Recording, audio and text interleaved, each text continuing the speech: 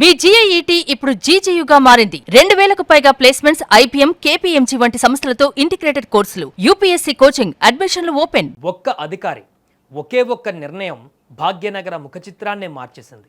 దశాబ్దాలుగా చెరువులను మింగేస్తూ, నాలాలను ఆక్రమిస్తూ, అమాయక ప్రజల జీవితాలతో చెలగాటమాడిన బడా కబ్జాదారుల గుండెలలో సింహ స్వప్నంగా మారిన పేరు ఏవి రంగనాథ్. ఇప్పుడు భాగ్యనగరం ఒక్కసారిగా ప్రశ్నిస్తోంది, రంగనాథ్ గారిని ఎందుకు తప్పించాలి?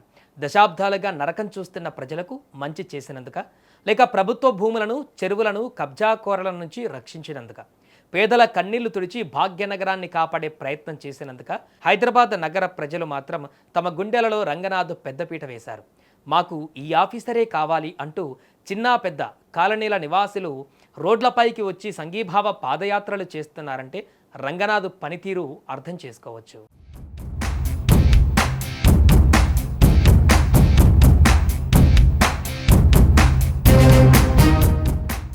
హైడ్రా అనే వ్యవస్థ ఏర్పడడానికి ముందు అనేక సంస్థలు ఉన్నాయి. కానీ హైడ్రా అంటే కేవలం ఒక నోటిఫికేషన్ కాదు, రంగనాథ్ అనే ఒక ఐపీఎస్ అధికారి యొక్క అచంచలమైన సంకల్పం. రంగనాథ్ బాధ్యతలు తీసుకునే వరకు కబ్జాదారులు చెరువులను నిలువునా మింగేస్తుంటే ఎవరూ ప్రశ్నించలేదు. కోట్లు పోసి నిర్మించిన అక్రమ కట్టడాలను తాకడానికి కూడా వ్యవస్థలు భయపడ్డాయి.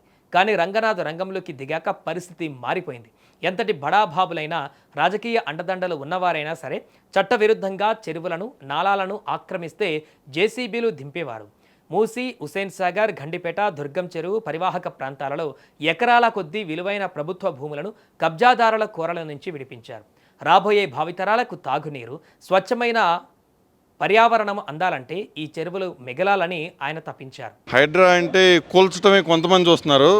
మేము ఫ్యూచర్లో మా పిల్లల కోసం హైదరాబాద్ని ఎలా నిర్మిస్తున్నారో చూస్తున్నాం. కూల్చడం కాదు, ఎలా నిర్మిస్తున్నారో. ఇప్పుడు డబ్బులున్న వాళ్ళు గేటెడ్ కమ్యూనిటీలోకి వెళ్ళి ప్రశాంతంగా బతుకుతున్నారు.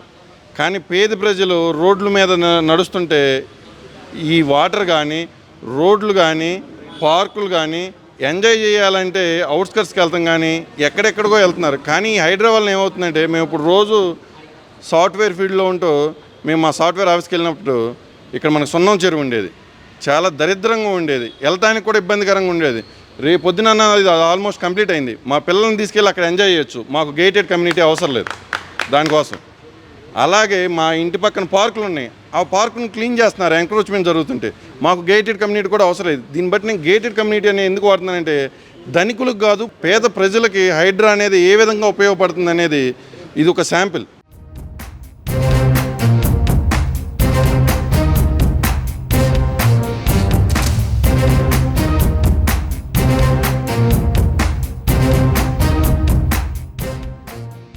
ఈరోజు నగరవాసులు ఆయనకు ఎందుకు బ్రహ్మరథం పడుతున్నారో తెలుసుకోవాలంటే అమీర్పేట్, మైత్రివనం, శ్రీనివాస నగర్, వెస్ట్ కాలనీల నివాసితులను అడగాలి. దశాబ్దాలుగా చిన్న వర్షం పడితే చాలు ఈ ప్రాంతాలన్నీ జలమయమయ్యేవి.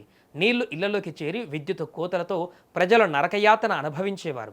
రంగనాథ్ స్వయంగా స్పాట్కు వచ్చారు. సమస్య తీవ్రతను స్వయంగా పర్యవేక్షించి సీఎం, జీహెచ్ఎంసీ ఉన్నతాధికారులను నేరుగా అక్కడికి రప్పించారు.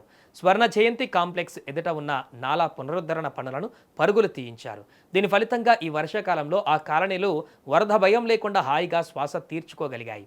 దశాబ్దాలుగా పరిష్కారం కాని సమస్యను కేవలం కొన్ని రోజుల్లో పరిష్కరించిన దక్షత ఆయనది. హైడ్రా కమిషనర్ రంగనాథ్ గారుని ఒక ఐపీఎస్ అధికారిగాను, లేదంటే ఒక హైడ్రా కమిషనర్ గాను కాకుండా భావితరాల నుంచి మన చెరువులను కాపాడే ఒక గొంతుకుగా మనం చిత్రీకరించాలి మన రంగనాథ్ గారిని.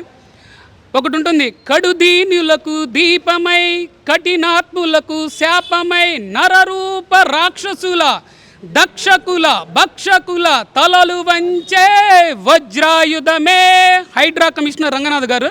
ఆయన అంతే నిజాయితీగా పనిచేస్తున్నారు.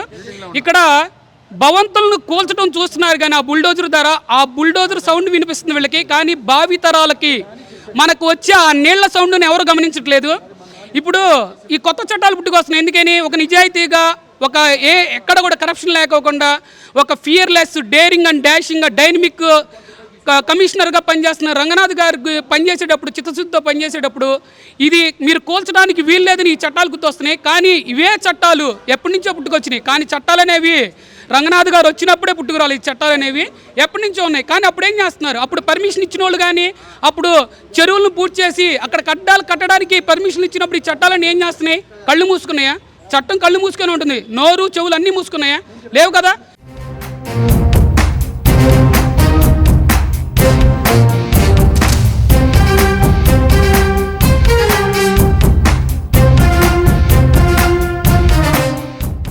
రంగనాథ్ పనితీరులో ఉన్న అతిపెద్ద ప్రత్యేకత ఆయన ఏ ఒక్క పార్టీకో సపోర్టుగా పనిచేయలేదు.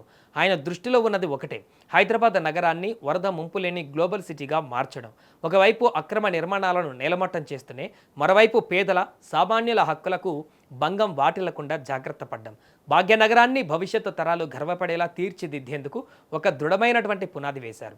చెరువులు కబ్జాకు గురైతే రేపు హైదరాబాద్ ఎడారిగా మారుతుందని, నాలాలు ఆక్రమిస్తే నగరం మునిగిపోతుందని ముందే గ్రహించిన దీర్ఘదర్శి ఆయన. సింగిల్ పాయింట్ ఎజెండా రంగనాథ్ గారిని కొనసాగించాలి అని ఆయనకి మద్దతుగా ఈ సమావేశం, ఈ ర్యాలీ ఏర్పాటు చేయడం జరిగింది. మనం ఆయన చూస్తూ ఉన్నాం. ముందుగా మనం గౌరవ ముఖ్యమంత్రి రేవంత్ రెడ్డి గారిని అభినందించాలి. ఇట్లాంటి ఒక సంస్థని, హైడ్రా అన్న ఒక సంస్థని పెట్టి దాన్ని పెట్టింది మన భద్రత కోసం, భావి తరాల కోసం. అది అందరూ కూడా గమనించాలి. అది మనం రంగనాథ్ గారిని చూసాం నల్గొండ ఎస్పీగా, అలాగే మన హైదరాబాద్ జాయింట్ కమిషనర్గా ట్రాఫిక్లో వచ్చి ఉన్నారు. ఎట్లాంటి సంఘటనలు ఎట్లాంటి చేశారో అన్నీ చూస్తున్నాం. అక్కడి నుంచి వరంగల్ వెళ్ళారు, అక్కడ ఎలాంటి సంస్కరణలు తీసుకొచ్చారో చూసాము. అలాగే హైడ్రా కూడా మనం అందరం చూస్తున్నాము.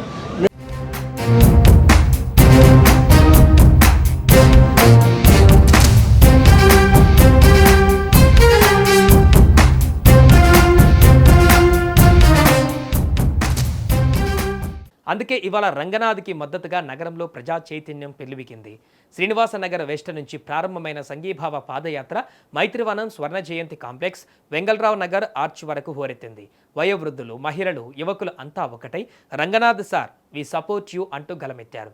పనిచేసే ఆఫీసర్కు ప్రజలు అందించిన ఈ సంఘీభావం నగర చరిత్రలోనే నిలిచిపోతుంది. ఇంత గొప్ప కార్యక్రమం నిర్వహించినటువంటి అందరికీ ధన్యవాదాలు. ఈ యొక్క కార్యక్రమానికి కాలనీల నుంచి 500 మెంబర్స్ రావటం అంటే నాటే జోక్ అండి. ఇది మామూలు విషయం కాదు. ఆయన కోసం వాలంటీర్గా వచ్చినటువంటి వ్యక్తులే వీళ్ళంతా. సీనియర్ సిటిజన్స్ ఉన్నారు, ఐఏఎస్ ఉన్నారు, ఐపీఎస్ రిటైర్ అందరు ఉన్నారు. ఈరోజు రంగనాథ్ గారు చేసిన కార్యక్రమాలు ఏమిటి, ఎందుకు తీసేయాలని అడుగుతున్నారు, అసలు ఏం తప్పు చేశారనేది వాళ్ళే మాకు తెలియజేయాలి. ఆయన ఏంటి ఒక చెరువులను కాపాడటం వల్ల తీసేయాలా, లేకుంటే గవర్నమెంట్కి 1,40,000 కోట్లని తీసుకొని వచ్చినందుకు ఆయన ఈ పదవి నుంచి తీసేయాలా, లేకుంటే కబ్జాదారుల నుంచి ఏవైతే భూములు ఉన్నాయో ఆ కబ్జాదారుల భూములన్నీ మనకు కాపాడినందుక. ఇప్పుడే కాదండి, ఎన్నటికీ ఆయన తీసేయద్దు, ఇంకా ఈ విధంగా కొనసాగించాలి. ఆయన చేసినటువంటి ఒక నిబద్ధత గల మనిషి, ఒక మంచి ఆఫీసరు. ఇవాళ ఆఫీసర్ని పెట్టినందుకు హైడ్రాకే వన్నె వచ్చింది. ప్రజా సంక్షేమం కోసం, హైదరాబాద్ భవిష్యత్తు కోసం నిష్పాక్షికంగా శ్రమించిన ఐపీఎస్ అధికారి ఏవి రంగనాథ్ గారు హైడ్రా కమిషనర్గా కొనసాగాలా వద్దా? నిజాయితీగా పనిచేసే అధికారులకు ప్రజలు ఇలా మద్దతుగా నిలవడం పైన మీ అభిప్రాయం ఏంటి? మీ అమూల్యమైనటువంటి కామెంట్లను కూడా తెలియజేయండి.